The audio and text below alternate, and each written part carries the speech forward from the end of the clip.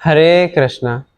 आज हम श्रीमद् भगवत गीता के ऐसे श्लोका को डिस्कस करने वाले हैं जिसको लेकर लोगों के बीच में काफ़ी मिसकंसेप्शन रहती है और इसीलिए इस श्लोका को ढंग से समझना अत्यंत आवश्यक है। तो चलिए शुरू करते हैं।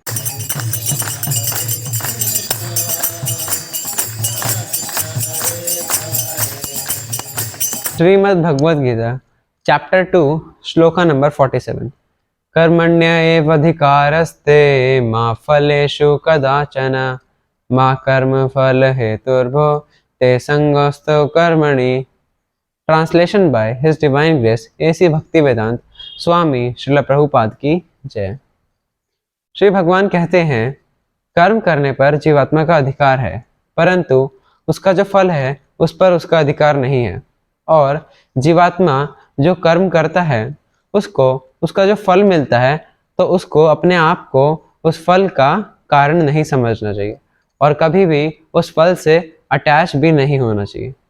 चलिए अब इसको थोड़ा और डीपली समझने का प्रयास करते हैं। तो भगवान श्री कृष्ण कहते हैं, कर्म पर जीवात्मा का अधिकार है परंतु उसके फल पर जीवात्मा का अधिकार नहीं है।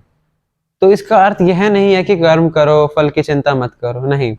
इसका अर्थ है कि हमें कर्म तो करना है परंतु वह जो फल है उसके बारे में ज़्यादा ऑब्सेस्ड नहीं होना है। और जैसे कि हम इसको ऐसे समझते हैं कि अगर कोई स्टूडेंट है, वो कोई एग्ज़ाम देने जा रहा है पर उसका रिजल्ट या फिर उसका आउटपुट इतना अच्छा नहीं होता जितना वो एक्सपेक्ट करता है।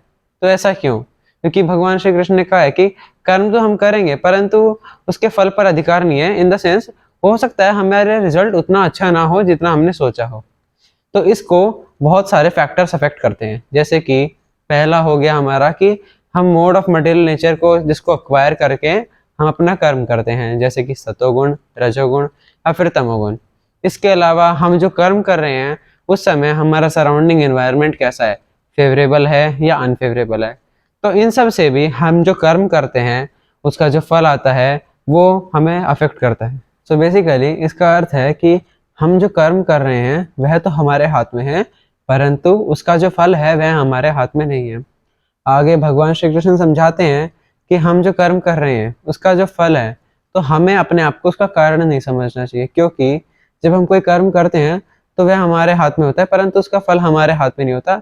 तो इसलिए हमें अपने आप को उस फल का कारण नहीं समझना चाहिए और उस फल से अटैच भी नहीं होना चाहिए, क्योंकि यदि हम उससे अटैच हो जाएंगे तो इस मटेरियल वर्ल्ड में हम फंसे रहेंगे और ये हमारे मटेरियल वर्ल्ड में बॉन्डेज का कारण बनेगा। जैसे कि अगर कोई बच्चा एग्ज़ाम दे रहा है परंतु वह एग्ज़ाम के रिजल्ट के बारे में सोचता रहे, वह उस रिजल्ट से अटैच हो जाए, वह कर्म करने पर ध्यान ना दे, तो इससे क्या लाभ? क्योंकि वह तो रिजल्ट के बारे में सोचे जा रहा है, उसने एग्ज़ाम के लिए कोई प्रिपरेशन ही नहीं करी, तो फिर उसका रिजल्ट तो आउटपुट जो भी होगा वो अच्छा नहीं होगा। तो इसलिए हमें वह जो रिजल्ट है उससे अटैच नहीं होना है, हमें कर्म करना है। अब यह जो हम कर्म करते हैं इसके अंदर 3 कंसिडरेशंस आते हैं। फर्स्ट हमारा होता है कर्म या फिर प्रिस्क्राइब ड्यूटीज, जिसे हम स्वधर्म भी बोलते हैं।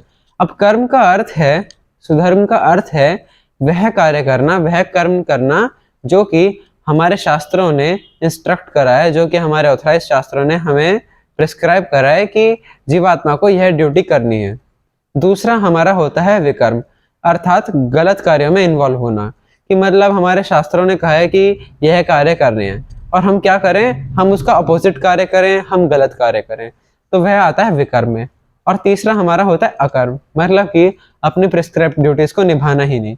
मतलब मान लो यदि किसी पुत्र का कर्तव्य है कि वह अपने माता पिता की सेवा करे, किसी स्टूडेंट का कर्तव्य है कि वह अच्छे से पढ़ाई करे, परंतु वह ये सब करे ही ना, मतलब कि वह अपने कर्मों से दूर भाग रहा है, वह अपनी ड्यूटीज को अच्छे से निभा नहीं रहा, वह उनको फॉलो नहीं कर रहा, तो ये होता है अकर्म। अब यह जो हम कर्म कर रहे हैं हमें इनसे ऊपर उठना है और अपने कर्मों को शुद्ध करना है, तो हमें बेसिकली कृष्ण भावना भावित कर्म करना है। अब इसका अर्थ है कि हम जो कर्म करें वो हमें भगवान श्री कृष्ण को सरेंडर करके करना है और हम जो कर्म कर रहे हैं उसमें कृष्ण को सेंटर में रखना है। इस प्रकार से हम अपने कर्मों से अटैच नहीं होंगे।